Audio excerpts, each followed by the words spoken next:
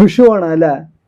ഇപ്പൊ വിഷു ഫലങ്ങള് നമ്മുടെ 27 നാളുകളില് 5 നാളുകൾക്ക് ഈ വർഷം ഒരുപാട് പ്രത്യേകതകളുള്ള നാളുകളാണ് ഈ പറയുന്ന 5 നാളുകള്. അപ്പൊ ഏതൊക്കെയാണ് ഈ 5 നാളുകൾ എന്നാണ് നമ്മൾ ഇന്നത്തെ വീഡിയോയിൽ പറയുന്നത്. അപ്പൊ ഇനിയും നമ്മുടെ ചാനൽ സബ്സ്ക്രൈബ് ചെയ്തിട്ടില്ലെങ്കിൽ ഒന്ന് സബ്സ്ക്രൈബ് ചെയ്യുക, ലൈക്ക് ചെയ്യുക, ഷെയർ ചെയ്യുക. ഓക്കെ. അതായത് നമ്മുടെ ഭാരത ഋഷിവര്യന്മാര് നൂറ്റാണ്ടുകളായിട്ട്, അതായത് സയൻസ് ഒരിക്കലും ഡെവലപ്പ് ആകാത്ത സമയത്ത് പ്രിഡിക്ഷൻ ചെയ്തിട്ടുണ്ടായിരുന്ന നാളും നക്ഷത്രങ്ങളും എല്ലാം കാലങ്ങൾക്ക് അതീതമായി ആളുകൾ അനുഷ്ഠിച്ചു പോകുന്നു. അതിലെ ശാസ്ത്രീയ വശങ്ങളും കൂടി കൂട്ടിച്ചേർത്ത് സത്യസന്ധമായ ഒരു വിവരണമാണ് ഞാൻ ഈ വീഡിയോയിൽ വിവരിക്കുന്നത്. അപ്പോൾ ഈ വിഷു ഫലങ്ങളിലെ ഈ വർഷം ഏറ്റവും മെച്ചമുള്ള, അല്ലെങ്കിൽ ഏറ്റവും വെച്ചടി കയറ്റം കിട്ടുന്ന 5 നാളുകളാണ് 27 നാളുകളിലെ ഏറ്റവും പ്രാമുഖ്യം. അതിലെ ഈ 5 നാളുകള് ഏതൊക്കെയാണെന്ന് നമുക്കൊന്ന് നോക്കാം. ഓക്കെ.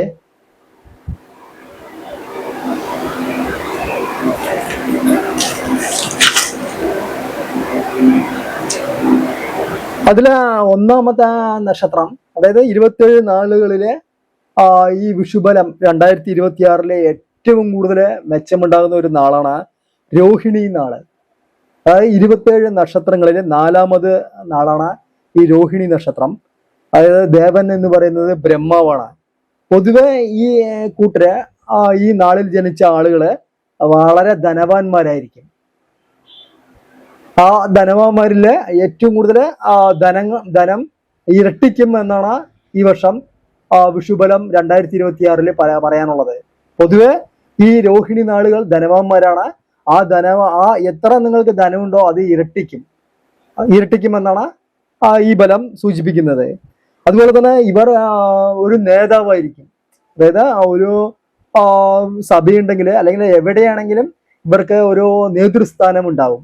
ഇപ്പോൾ ഒരു ഫോർ എക്സാമ്പിൾ പറഞ്ഞു കഴിഞ്ഞപ്പോൾ നിയമസഭാ തെരഞ്ഞെടുപ്പിലൊക്കെ രോഹിണി നാളുകള് മത്സരിക്കുന്നുണ്ട് എങ്കിൽ അവര് ഈ കൂട്ടർ വിജയിക്കുമെന്നതിന് യാതൊരുവിധ സംശയവുമില്ല. അപ്പോൾ ഈ വർഷം 2026 എന്ന് പറയുന്നത് ധനം ഇരട്ടിക്കും. അതുപോലെ തന്നെ നേതാവ്, അതായത് നേതൃസ്ഥാനം എന്ന് പറയുന്നത് വഹിക്കും. അതുപോലെ തന്നെ ഇവരുടെ മുഖത്തോ ശരീരത്തോ വശങ്ങളിലെല്ലാം ഇവർക്ക് അടയാളങ്ങൾ ഉണ്ടാവും. അതുപോലെ തന്നെ ഇവർ എപ്പോഴും ഈ അമ്മയുമായിട്ട് കലഹിക്കുന്നതാണ് ഇവരുടെ നാള് പ്രകാരം പറയുന്നത്. അത് ഇപ്രാവശ്യം ഈ വർഷം മുതൽ അവർക്ക് അമ്മയുമായിട്ട് ഭിന്നതയിൽ എത്തിച്ചേരും എന്നാണ് പറയുന്നത്. പൊതുവെ 2026 എന്ന് പറയുന്ന ഇതിലെ 27 നാളുകളിലെ ഏറ്റവും കൂടുതൽ മെച്ചമുള്ള 5 നാളുകളിൽ ഒന്ന് രോഹിണിയാണ്. ഓക്കെ. ഇനി അടുത്ത 2ാമത് നാളെന്ന് പറയുന്നത് മകം എന്ന് പറയുന്ന നാളാണ്. അതായത് 27 നാളുകളിലെ ഈ വിഷുബലം 2026 ഏറ്റവും മെച്ചമുള്ള 2ാമത്തെ നാളെന്ന് പറയുന്നത് 10ാമത്തെ നാളായ മകം നാളാണ്. അതായത് ദേവൻ എന്ന് പറയുന്നത് പിതൃക്കളാണ്. മകം നക്ഷത്രക്കാർ പൊതുവെ അറിവുള്ളവരായിരിക്കും. വളരെ നോളജ് ഇവർക്കുണ്ടാവും. പിന്നെ അതുപോലെ തന്നെ ഇവരുടെ വാക്തർക്കത്തിന് ഇടപെട്ട് കഴിഞ്ഞു കഴിഞ്ഞാൽ ഒരിക്കലും ജയിക്കാൻ കഴിയില്ല. എന്താ പറഞ്ഞാൽ വളരെ വാഗ്മിയായിരിക്കും. അതുപോലെ തന്നെ എല്ലാ കാര്യത്തിലും വിനയമുണ്ടാകും. അതുപോലെ തന്നെ ഒരു ബഹുമാനം, എല്ലാ ആളുകളോടും ഒരു ബഹുമാനം ഉണ്ടാവും. അപ്പൊ ആരോടെങ്കിലും ശത്രുത കാണിക്കുകയാണെന്ന് വിചാരിക്കുക. ആരോടെങ്കിലും ശത്രുത കാണിക്കുകയാണെന്ന് പറഞ്ഞു കഴിഞ്ഞാൽ വളരെയേറെ ശത്രുതാ മനോഭാവം ഇക്കൂട്ടർക്ക് ഉണ്ടാവും. അതായത് കുറെ കാലം ആ ശത്രുതാ മനോഭാവം ഉണ്ടാവും. അതുപോലെ തന്നെ ശൗര്യ സ്വഭാവം, ജീവിതത്തിലുടനീളം ധനികരും സുഖശീലരും അതുപോലെ തന്നെ അഭിമാനികളുമായിരിക്കും. അതുപോലെ തന്നെ ഈ നാളുകളിലെ ഇപ്രാവശ്യം ഏറ്റവും കൂടുതൽ നേട്ടമുള്ള 5 നാളുകളിൽ ഒന്നാണ് ഈ മകം നാളെന്ന് പറയുന്നത്. അതായത് പൂർവിക സ്വത്തുകൾ ഇപ്രാവശ്യം വളരെയേറെ ലഭിക്കാനിടയുണ്ട്. അതുപോലെ തന്നെ നിങ്ങൾ വിചാരിച്ച ഉദ്ദിഷ്ട കാര്യങ്ങൾ നടക്കാൻ ഏറ്റവും കൂടുതൽ സാധ്യതയുള്ള നാളാണ് ഈ മകം നാളെന്ന് പറയുന്നത്. ഓക്കെ. അതുപോലെ തന്നെ ഭാര്യമാരുടെ വിവാഹം കഴിഞ്ഞ പുരുഷന്മാരിലെ ഭാര്യമാരുടെ സ്വത്തുകൾ കംപ്ലീറ്റ് കിട്ടാനും അവരുമായിട്ട് അവർ പറയുന്ന പോലെ കേട്ട് കഴിഞ്ഞു കഴിഞ്ഞാൽ അവർക്കുള്ള സ്വത്തുകൾ കംപ്ലീറ്റ് ലഭിക്കുമെന്ന് ജാതക നാള് വശാൽ 2026 സൂചിപ്പിക്കുന്നു. അതുപോലെ തിരിച്ചും ഭാര്യമാരെ പുരുഷന്മാരെ കീഴ്പ്പെടുത്തുന്ന പുരുഷന്മാരിൽ നിന്ന് സ്വത്തുക്കൾ കൈവശം വരാൻ ഭാര്യമാർക്കും സാധിക്കുന്നു. ഇപ്പൊ 2026 രണ്ടാമത് ഏറ്റവും നല്ല നാളുകളുടെ പട്ടികയിലെ ഏറ്റവും കൂടുതൽ മെച്ചം എന്ന് പറയുന്നത് ഈ മകം നാള് തന്നെയാണ്. അടുത്തത് മൂന്നാമത് 27 നാളുകളില് മൂന്നാമത് ഏറ്റവും കൂടുതൽ മെച്ചമുള്ള നാളെന്ന് പറയുന്നത് അത്തം. അതായത് 13ാമത്തെ നാളായിട്ടാണ് വരുന്നത് അത്തം നാള്. അതിന്റെ ദേവൻ എന്ന് പറയുന്നത് ആദിത്യനാണ്. അതായത് കാമികളും കൗശലക്കാരുമായിരിക്കും. ഓക്കെ. അതുപോലെ തന്നെ നന്നായി സംസാരിക്കാൻ പൊതുവെ കഴിയും. അവര് ഇപ്രാവശ്യം റിയൽ എസ്റ്റേറ്റ്, അതുപോലെ തന്നെ മറ്റ് ധനപരമായ കച്ചവടങ്ങള്, അതുപോലെ തന്നെ പ്രൊമോഷൻ എല്ലാം വന്നു ചേരുകയും വളരെയേറെ ഏറ്റവും കൂടുതൽ മെച്ചമുള്ള നാളായി മാറാനും സാധ്യതയുണ്ട്. പൊതുവെ ധനവാന്മാരും മിക്കവാറും ജനിച്ച വീട് വിട്ട് താമസിക്കാൻ ഏറ്റവും കൂടുതൽ ഇടവരും.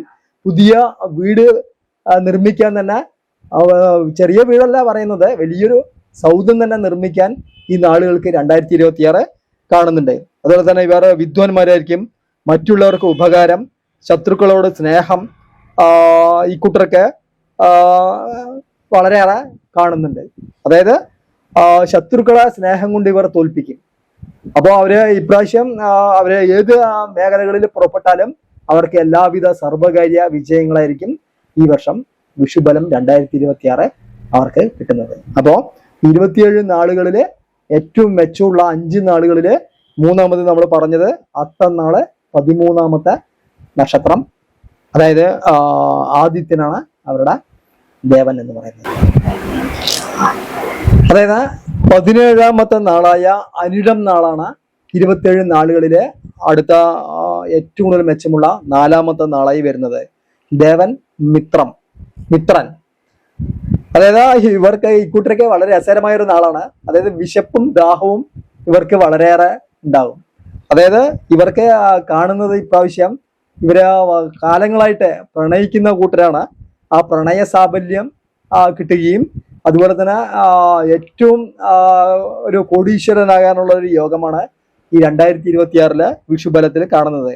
കുറച്ചു കാലം നാടുവിട്ട് യാത്ര തുടങ്ങുന്നു. എവിടെ പോയാലും ഇവർക്ക് ഭാഗ്യം കൈവിടില്ല. ഓക്കെ. ആരോടെങ്കിലും സംസാരിച്ചിരിക്കാൻ ഇവർക്ക് വളരെ താല്പര്യമാണ്. എന്നിരുന്നാലും ധർമ്മം കൈവിട്ടു കൊടുക്കില്ല.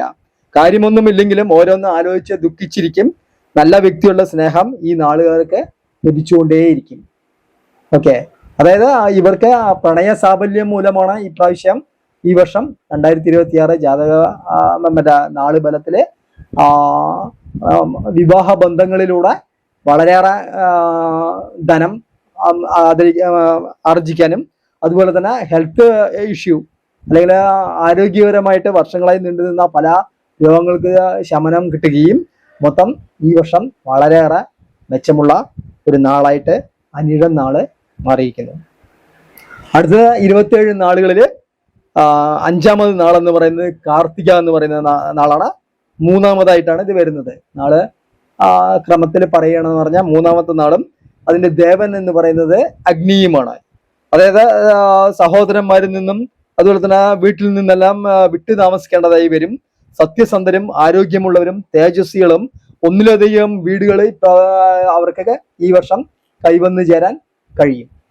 അതുപോലെ തന്നെ ഏറ്റവും ധനപരമായി ഏറ്റവും കൂടുതൽ മെച്ചമുള്ള സമയമാണ്. ഏറ്റവും കൂടുതൽ ജോലിക്കുള്ള പ്രൊമോഷനും, ജോലിയില്ലാതെ PSC ഒക്കെ ഇരുന്ന് എഴുതിയ ടീമുകളൊക്കെയാണെന്ന് പറഞ്ഞു കഴിഞ്ഞാൽ അവർക്ക് PSC കിട്ടാനും വളരെയേറെ താല്പര്യം ഇത് കാണുന്നുണ്ട്. ഓക്കെ. പൊതുവെ വിദ്യാസമ്പന്നരായിരിക്കും. ജീവിതത്തിലുടനീളം സാമാന്യം ധനികർ തന്നെയാണ്. ഇവർക്ക് ഒരിക്കലും ധനം എന്ന് പറയുന്നത് ഇവർക്ക് വിട്ടുപോവുകയില്ല.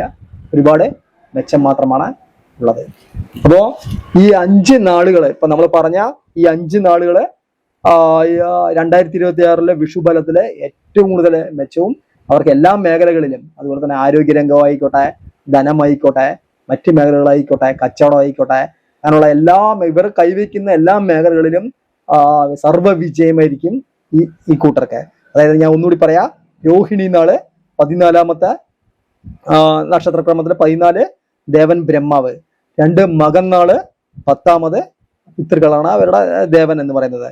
3 അത്തം 13ാമത്തെ നാള് ക്രമത്തിലെ ആദിത്യനാണ് ദേവൻ. അടുത്തത് അനിഴം 17ാമത്തെ നാളാണ് ദേവൻ മിത്രനാണ്. അതുപോലെ തന്നെ അവസാനത്തെ കാർത്തിക 3ാമത്തെ നാളാണ് അഗ്നിയാണ് അവർക്ക് വരുന്നത്. അപ്പൊ എല്ലാ നാളുകാർക്കും എല്ലാ ഭാവങ്ങളും നേരുന്നു. ഇനി അതോടൊപ്പം തന്നെ ഇനി ബാക്കിയുള്ളത് കേൾക്കുക. നിങ്ങൾക്ക് ഒരുപാട് മെച്ചങ്ങൾ ഉണ്ടാകാൻ ഇത് കാരണമായി തീരും. അതായത് നമ്മളിപ്പോ 27 നാളുകളിലെ ഈ വിഷുബലത്തിലെ ഏറ്റവും ഉന്നതമായ 5 നാളുകളെ കുറിച്ചാണ് നമ്മൾ പറഞ്ഞല്ലേ.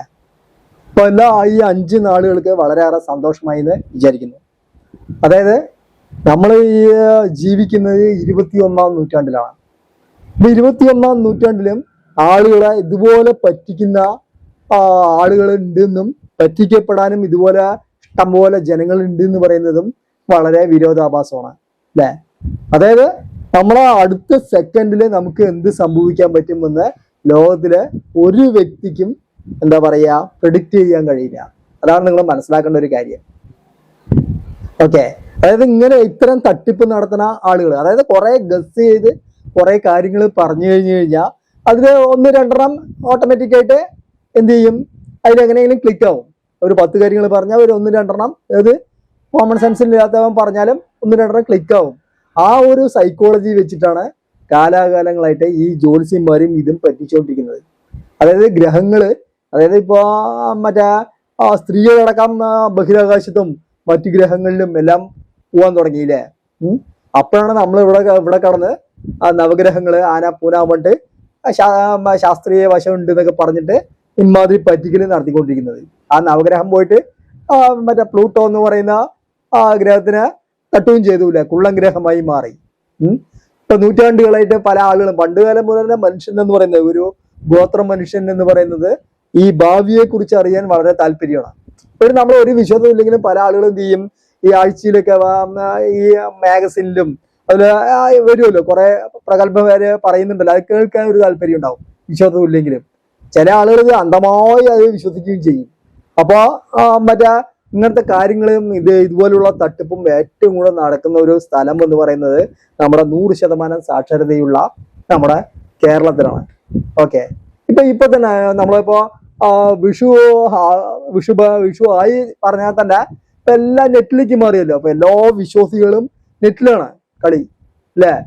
ഇപ്പൊ എന്താ പറയാ, കൈനീട്ടം പോലും എന്തായി മാറി, ഗൂഗിൾ പേ ആയി മാറി. അപ്പൊ ഇവന്മാര് ഈ ജ്യോത്സ്യന്മാര് പണിക്കന്മാരില്ലേ, അതായത് മെയ്യനങ്ങാതെ കാലാകാലങ്ങളായിട്ട്, അതായത് നൂറ്റാണ്ടുകളായിട്ട് മെയ്യനങ്ങാതെ ജീവിക്കുന്ന ഏത് ടീമുകളാണ് പറഞ്ഞാൽ ഈ ജ്യോത്സ്യന്മാരാണ്, പ്രവചിക്കുന്ന ടീമുകൾ. ഇഷ്ടംപോലെ ആളുകൾ എന്ന് പറഞ്ഞാൽ എല്ലാ ആളുകൾക്കും പ്രശ്നമാണല്ലോ. അപ്പൊ മനുഷ്യ ജീവിതം എന്ന് പറഞ്ഞാൽ തന്നെ ഏകദേശം എല്ലാ ആളുകൾക്കും പ്രശ്നങ്ങൾ ഉണ്ടാവും. ആ പ്രശ്നങ്ങളൊക്കെ അതിജീവിക്കുന്നതാണ് എന്താ പറയാ ഒരു ജീവിതത്തിലെ ഒരു ലക്ഷ്യം എന്ന് പറയുന്നത്. പല പല ആളുകൾക്ക് എല്ലാ പ്രശ്നങ്ങളും ഉണ്ടാവും. ആ പ്രശ്നങ്ങളൊക്കെ അതിജീവിക്കുക അല്ലെ. ഈ അതിജീവിക്കാൻ കഴിയാത്ത ആളുകളാണ് മറ്റേ ടീമുകൾ ശരിക്കും മുതലെടുപ്പ് നടത്തുന്നത്. അപ്പൊ അവര് ഇതില് പെട്ടെന്ന് വശംവദരാകും. ഇപ്പൊ എന്തെങ്കിലും ഒരു കാര്യം, ഇപ്പൊ എന്തെങ്കിലും മെച്ചമുണ്ട്, എന്തെങ്കിലും നേട്ടമുണ്ട് എന്ന് പറഞ്ഞു കഴിഞ്ഞു കഴിഞ്ഞാൽ അവർക്കൊരു ശുഭാപ്ത പ്രതീക്ഷ അങ്ങോട്ട് കൊടുക്കും. മനസ്സിലായ? പിന്നെ അവർക്ക് മറ്റ് യാഗങ്ങള് ഹോമങ്ങള് ഇത് നടത്താനുള്ള മെച്ചപ്പെടാനുള്ള അപ്പൊ കുട്ടികള് ഉണ്ടാകാത്ത ദമ്പതിമാരാണെന്ന് വിചാരിക്കും. അപ്പൊ ഒരു പണിക്കാരനെ കാണാൻ പോയി കഴിഞ്ഞു കഴിഞ്ഞാൽ അവര് ശരിക്കും കാണാൻ പോകേണ്ടത് ആരിനെയാണ്? മറ്റേ ഗൈനക്കോളജിസ്റ്റിനാണ് കാണാൻ പോകേണ്ടത്. അല്ലെങ്കിൽ അത് പഠിച്ച ടീമുകളുടെ അടുത്ത് ഒരു ഹോസ്പിറ്റലാണ്, നല്ലൊരു ഹോസ്പിറ്റലാണ് പോയി ചെക്കപ്പ് ചെയ്യേണ്ടത്. അപ്പൊ പണിക്കന്മാരുടെ അടുത്ത് പോകുമ്പോൾ അവര് ഗസ് ചെയ്തിട്ട് ഓരോന്നും അങ്ങോട്ട് പറയും. ഓക്കെ, അപ്പൊ ഒരു പുത്രകാമോഷ്ടി യാഗം അങ്ങോട്ട് നടത്തിക്കുക പറയും, പണ്ടുകാലം പറയും പോലെ. അപ്പൊ അതിന്റെ ആധുനിക വേർഷനൊക്കെ ഉണ്ട്. 10-15,000 രൂപ തുലച്ചു കഴിഞ്ഞാൽ ചിലപ്പോൾ സപ്പോസ് അതിന്റെ കൂടെ തന്നെ ചികിത്സയും കൂടി പറയും അവര്. സപ്പോസ് അതിൽ ചികിത്സ ബലിക്കാന്ന് പറഞ്ഞു കഴിഞ്ഞാൽ അതിലൊന്ന് ക്ലിക്ക് ആകുമല്ലോ. അപ്പൊ അങ്ങനെ വെച്ചിട്ട് അപ്പോൾ ഇത്തരം തട്ടിപ്പുകളിൽ വീഴാതിരിക്കുക. ഇപ്പൊ നമ്മള് ഈ വിഷുബലമൊക്കെ ആയിക്കഴിഞ്ഞാൽ തന്നെ പണിക്കന്മാര് എല്ലാം ഓൺലൈനിലായിരിക്കും അല്ലേ. എല്ലാം വിഷുബലങ്ങള് അത് ഇത് പറഞ്ഞിട്ട് 5 നാളുകള് 3 നാളുകള് പറഞ്ഞിട്ട് ഇരുന്ന് നമ്മുടെ ബാക്കിയുള്ള ആളുകൾക്ക് പ്രതീക്ഷ നൽകിയിട്ട് ഇത് കണ്ട് വിശ്വസിക്കാൻ വേണ്ടിയിട്ട് കുറെ ടീമുകളും. മനസ്സിലായ? അപ്പൊ അതിനെ പൊളിച്ചെടുക്കുന്ന ഒരു വീഡിയോ ആയിരുന്നു ഈ വീഡിയോ എന്ന് പറയുന്നത്. അപ്പോൾ ഒരിക്കലും ഇങ്ങനത്തെ കാര്യങ്ങളിൽ വിശ്വസിക്കാതിരിക്കുക. ഇങ്ങനെയുള്ള തട്ടിപ്പിന് ഇരയാകുന്നത് നമ്മൾ തട്ടിപ്പിന് ഇരയാകാതെ ശ്രമിക്കുക. ഇതുപോലെ ഇഷ്ടംപോലെ കാപ്പട്ടിയ ജ്യോത്സ്യന്മാരും പണിക്കന്മാരും ഇഷ്ടംപോലെ ഉണ്ട്. ഈ ജ്യോത്സ്യം പണിക്കന്മാരെ അവർ പ്രെഡിക്റ്റ് ചെയ്യുന്നു എന്ന് പറഞ്ഞാൽ തന്നെ എന്താണ്, അത് ശുദ്ധ തട്ടിപ്പാണ്.